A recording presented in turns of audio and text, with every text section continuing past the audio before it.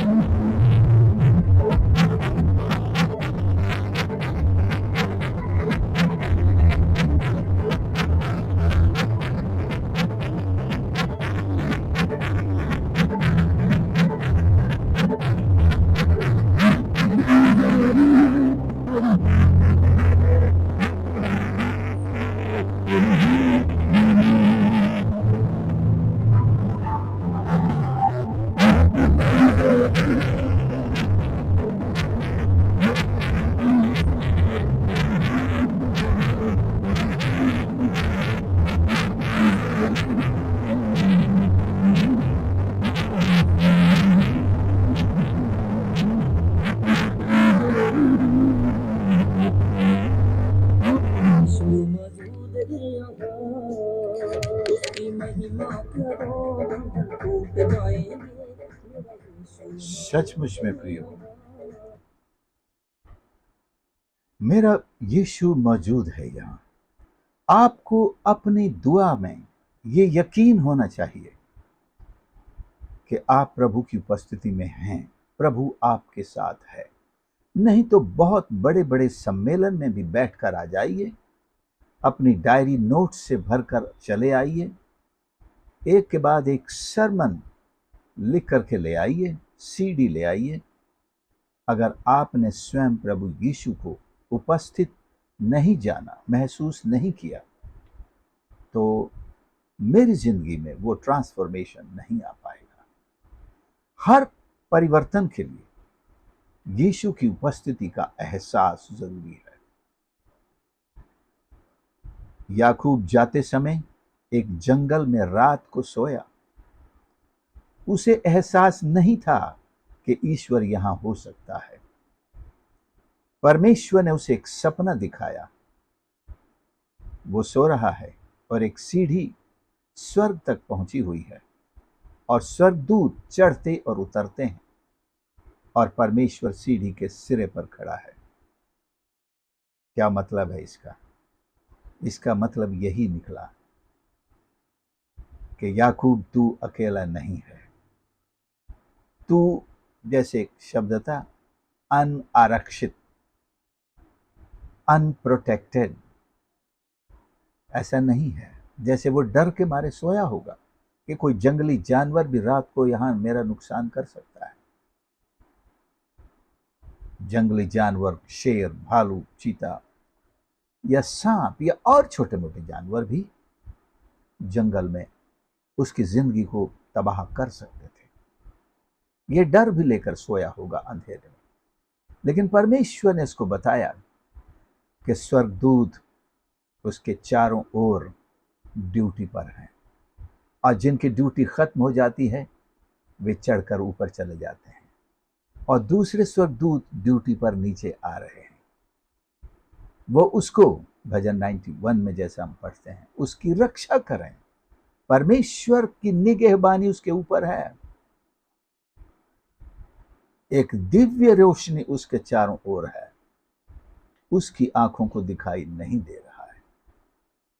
इस सारे दृश्य से वो रात भर डिस्टर्ब नहीं हुआ, चैन से आराम से सोता रहा। क्या स्वर्ग चैन से था?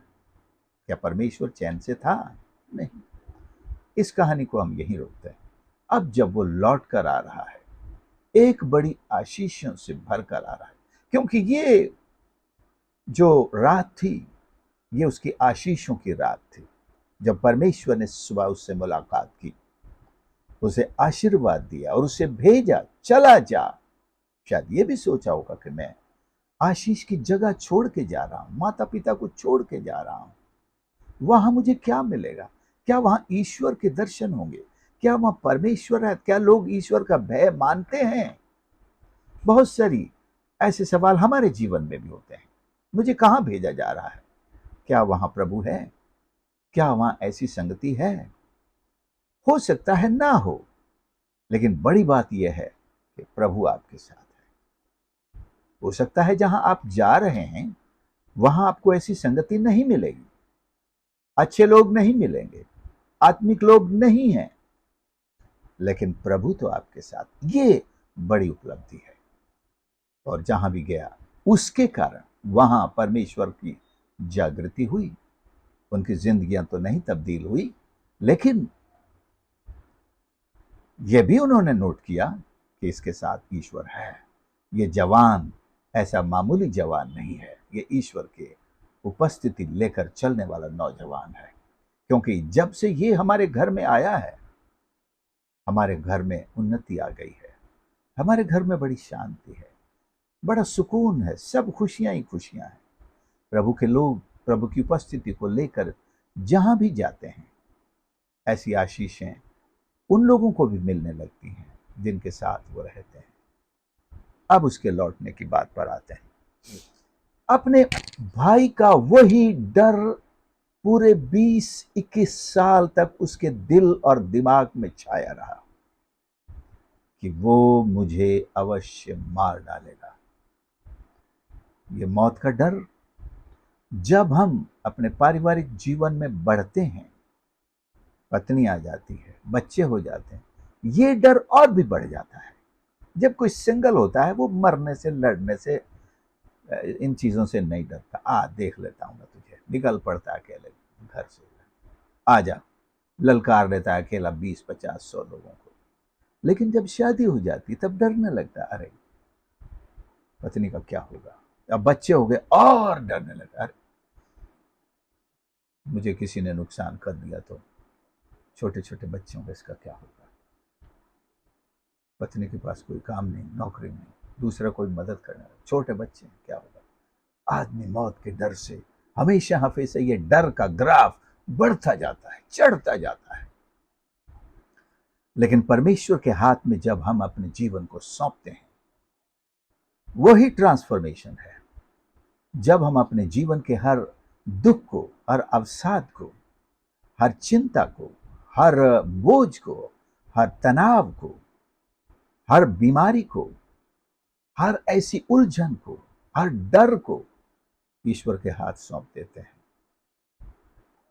तब हम दिल में भी छुटकारा पाते हैं, दिमाग में भी छुटकारा पाते हैं। और सचमुच ये छुटकारा हमें एक नए इंसान बनने में मदद करता है। क्या लिखा है 32 अध्याय उत्पत्ति, उसके 22 से आप 32 तक पढ़ते चले जाएं। पूरी ये हमारी कहानी यहीं पर है। उसी रात वह उठा और अपने दोनों स्त्रियों, दोनों दासियों, 11 लड़कों को संग लेकर घाट से यब्बोक नदी के पार उतर कर गया। उसने उन्हें उस नदी के पार उतार दिया, वरन अपना सब कुछ पार उतार दिया, और याकूब आप अकेला रह गया। ध्यान दें, ये बड़ी खास एक अवस्था है। याकूब आप अकेला रह गया। यीशु ने सिखाया, जब तुम प्रार्थना करो अपनी कोठरी में जा और द्वार बंद कर और पिता से प्रार्थना कर जो गुप्त में सुनता है, ये वही एक अनुभव था, शायद उसके मन में परमेश्वर ने डाला कि सबको उसने आगे भेज दिया, तुम लोग आगे जाओ, मैं पीछे रहता हूं। अरे भाई, तुझे डर है कि वो नुकसान पहुंचाएगा, तुम हमको आगे भेज रहे हो। हाँ, मैं ईश्वर के साथ पीछे रहना चाहता हूं, मतलब ये था। तब कोई पुरुष आकर पांव फटने तक उससे मल युद्ध करता रहा। हम सब जानते हैं ये पुरुष कौन है। ये पुरुष स्वयं परमेश्वर का दूत, यहोवा का दूत, और स्पष्ट करें स्वयं प्रभु यीशु। जब उसने देखा कि मैं याकूब पर प्रबल नहीं होता, क्या परमेश्वर भी कमजोर हो गया? ऐसा नहीं है प्रियो।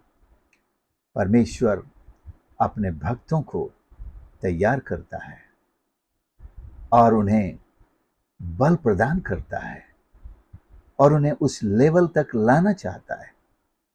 मतलब ये था कि याकूब ने उसको स्वर्गदूत नहीं समझा था, तब तक उसने उसे एक मनुष्य समझा था। और दूसरे शब्दों में कहें, ये एक आत्मिक मल युद्ध था, एक प्रार्थना थी, ये एक आत्मिक युद्ध था, संघर्ष था, एक प्रार्थना थी जो इस लेवल तक पहुंच गई। जैसे प्रभु यीशु गतसमनी वाटिका में प्रार्थना कर रहे थे और उनका पसीना लहू की बूंदें बनकर गिर रहा था। यह भी वही मल युद्ध था जो याकूब ने किया था। यहां पर अंधकार की शक्तियों के साथ प्रभु यीशु ने ऐसा मल युद्ध किया जिन्हें हराया, हम सब के लिए हराया, और उसका लहू तक बहा।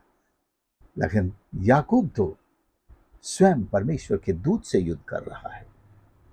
लेकिन यह युद्ध परमेश्वर को हराने के लिए नहीं है, यह परमेश्वर से एक ट्रांसफॉर्मेशन पाने के लिए, एक शक्ति पाने के लिए, एक नया इंसान बनने के लिए, जिसकी शख्सियत इतनी प्रभावशाली हो जाए कि वो जहां जा रहा है न केवल उसका भाई बल्कि इस पूरे देश में परमेश्वर का भय लौट कर आ जाए।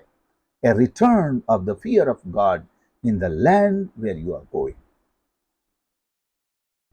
उसने उससे जाने के लिए कहा, छोड़ मुझे, पाँव फटने वाली वो दिन के समय नहीं दिखाई देना चाहता, मुझे जाने दे क्योंकि भोर होने वाला है।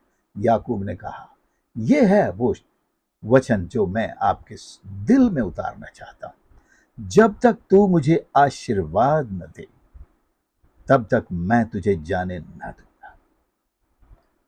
क्या ये इरादा लेकर हम प्रार्थना में उतरते हैं? क्या ये इरादा लेकर हम चर्च जाते हैं? क्या यही प्रतिज्ञा लेकर के, ये वचन लेकर के हम मीटिंग्स में जाते हैं या व्यक्तिगत रूप से जब प्रार्थना में बैठते हैं, क्या ये इरादा लेकर जाते हैं? लेकर जाना चाहिए। तो उसने कहा, उसने नाम पूछा, तेरा नाम क्या है? उसने कहा, याकूब। याकूब का मतलब है एड़ी पकड़ने वाला, अड़ंगा मारने वाला। ये उसकी पहचान उसके घर में थी। और ये नाम ये भी बताता है, लोग पूछते होंगे ऐसा नाम क्यों रखा तुमने? क्या किसी को अड़ंगा मारा था या मारते हो? अड़ंगेबाज, अगर हिंदी में कहें हम, जो चालू भाषा हमारे आसपास चलती है, तो यही अड़ंगेबाज। कईयों को लोग बोलते भी हैं अड़ंगेबाज है,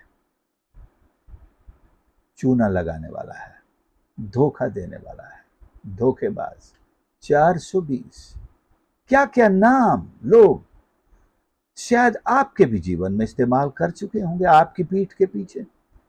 नहीं मालूम तो अच्छी बात है, लेकिन किसी न किसी ने इस नाम से जरूर आपको और मुझको भी पुकारा होगा। लेकिन आज एक परिवर्तन की जरूरत है और उसके लिए परमेश्वर के दूत से, हमारे प्रभु से मिलने की जरूरत है, जो हमारे साथ मौजूद है। वो मौजूद है यहाँ, हमने जैसे गीत में सुना, वो मौजूद है यहाँ, सारे बंधन टूट जाएंगे, उसकी महिमा करो। तो उसने कहा, आज से तेरा नाम इस्राएल होगा। इस्राएल का मतलब भी बता दिया कि तू परमेश्वर से और मनुष्यों से भी युद्ध करके प्रबल हुआ है। तो प्रबल हुआ है। आज इज़राइल का युद्ध चल रहा है। मेरी प्रार्थना है कि यही भविष्यवाणी इज़राइल के लिए एक बार फिर सिद्ध हो जाए कि इज़राइल अपने हर युद्ध में जैसे आज तक प्रबल होता आया है, इस युद्ध में भी जितने भी शत्रु चारों तरफ से उसे घेरे हुए हैं, सब पर प्रबल हो जाए। आप और मैं जिन युद्धों से घिरे हुए हैं, हम आज से प्रबल हो जाएं। प्रभु का आत्मा आपको और मुझको प्रबल करे, हमारी परिस्थितियों पर प्रबल करे। अगर कोई बीमारी लेकर आए, यीशु उस बीमारी को पूरी तरह जड़ से नष्ट करे, आपको प्रबल करे। यदि कोई तनाव, दुख, चिंता, फिक्र, बोझ लेकर के आज प्रभु की उपस्थिति में आए हैं, प्रभु उसको आपके जीवन से पूरी तरह नष्ट करे, जलाकर भस्म करे। इन सारी परिस्थितियों को, समस्याओं को, दुष्ट आत्माओं को जो पीछा करती हैं, हमारी आशीषों को रोकती हैं, यीशु पूरी तरह इन्हें नष्ट करे और आप एक नए इंसान बने। ये कहे, मैं नहीं जाऊंगा जब तक तू मुझे आशीर्वाद न दे। Unless you bless me, I'm not going to leave this place. I'm not going to leave the place of worship. I'm not going to leave the place of prayer, the place of fellowship, the place of conference or convention, unless you bless me. याकूब तो उस जगह से ही नहीं उठना चाहता था। याकूब याबोक नदी के उस यानी कि जगह से, किनारा होगा या कहीं भी होगा, याबोक नदी के अंदर बैठा हुआ है।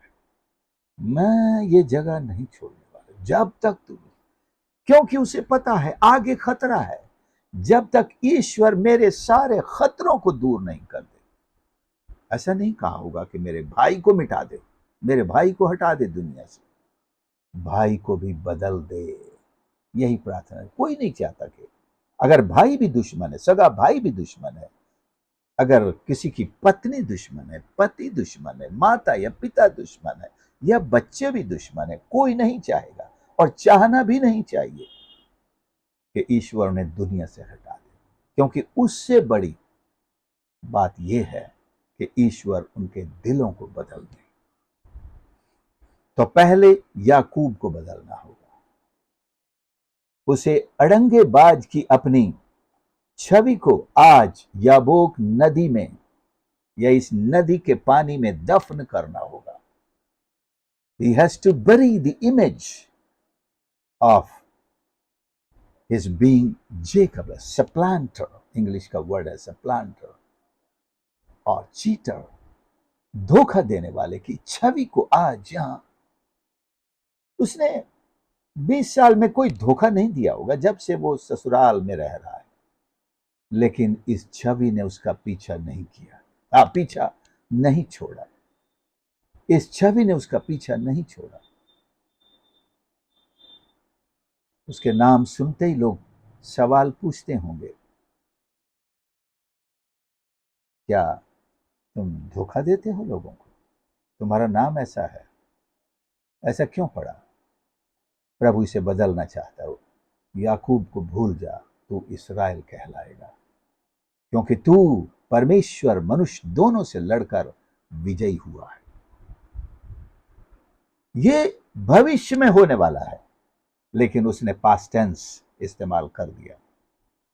विजयी हुआ है। अगर ईश्वर के साथ, अगर प्रार्थना में विजयी हो गए हो, तो आगे आने वाले हर मोर्चे पर विजयी हो।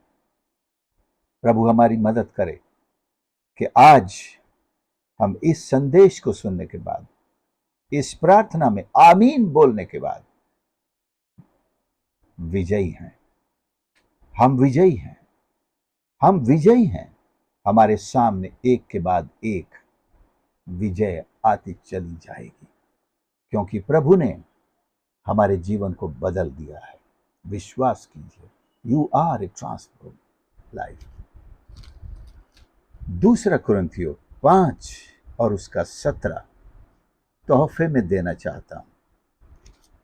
आपको एक तोहफा देना चाहता हूं। 5 और 17। इसलिए यदि कोई मसीह यीशु में है, क्या आप मसीह यीशु में हैं? बस इतना मुझे हां या ना में बता दें। अगर आप हां में जवाब देते हैं तो मैं बताना चाहता हूं, विजय आपकी है। आप ही नई सृष्टि हैं। आपका पुराना नाम, पुरानी छवि, पुरानी आदतें सब जा चुकी हैं। पुरानी कमजोरियां सब मिट चुकी हैं। पुरानी हार सब मिट चुकी है। जिन लोगों के सामने आते ही आप कांपने लगते थे, अब नहीं है। अब नहीं है वो आपके अंदर। अब नहीं है। जिन परिस्थितियों से भागते थे, अब नहीं। क्योंकि आप में परमेश्वर ने एक नई हिम्मत डाल दी है, एक नई सामर्थ डाल दी है। क्या कहा है? इसलिए यदि कोई मसीह में है, मसीह यीशु में कहूंगा है, तो वह नई सृष्टि है। आपका नाम बदल गया है। You are a new creation. आपका स्वभाव बदल गया है। आपकी कमजोरियां चली गई हैं। आपकी बीमारियां चली गई हैं। आपकी वो हर परिस्थिति जो आपको रोकती, टोकती, पीछे खींचती, गिराती, धकेलती थी, सड़क किनारे पर बांध के रखती थी, जो आपको पीठ के बल मुड़ के चलाती थी, जो सालों से बीमार रखती थी, मसीह यीशु में आने से, विश्वास करने से आप एक नई सृष्टि बन गए हैं। पुरानी बातें बीत गई हैं, पुरानी छवि चली गई है, पुरानी कमजोरियां चली गई है, वो पुराना सुभाष पवार चला गया है।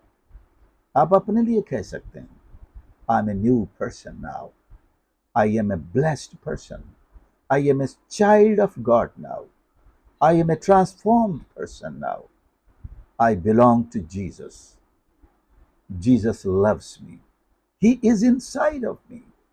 वो मेरे अंदर है, वो मेरी ताकत है, वो मेरी ताकत है, वो मेरी ताकत है। प्रभु हमारी सहायता करे। आइए हम प्रार्थना करें।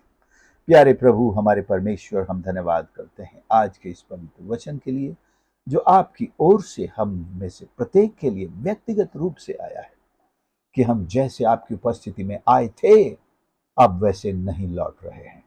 क्योंकि आपने प्रभु हमें बदल दिया है, अपनी सामर्थ से भर दिया है, अपनी आशीषों से भर दिया है। हर एक कमजोरी जा चुकी है, हर एक बीमारी जा चुकी है, हर एक डर यीशु के नाम से जा चुका है, हर एक शत्रु हराया जा चुका है। उनके हृदयों का परिवर्तन हो चुका है।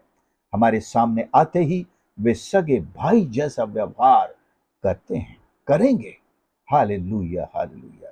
हर एक सुनने वाले को आशीष कर प्रभु जी, इनकी जिंदगियों में ट्रांसफॉर्मेशन ला दे प्रभु जी, प्रतिदिन होने दे। धन्यवाद के साथ ये प्रार्थना अपने उद्धारकर्ता, अपने सामर्थी प्रभु यीशु मसीह के नाम से मांगते हैं, आमीन।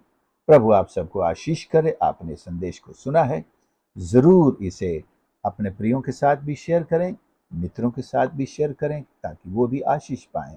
परमेश्वर की यही सामर्थ, यही उपस्थिति और ये ट्रांसफॉर्मेशन आपके जीवन में हमेशा काम करता रहे, बना रहे, और आपकी सामर्थ दिन प्रतिदिन बढ़ती चली जाए। God bless you. हमारे इस चैनल को जरूर, यदि आप नए हैं तो सब्सक्राइब करें, और आपके कमेंट्स और आपके प्रार्थना के निवेदन भी आप कमेंट्स में लिख सकते हैं। God bless you.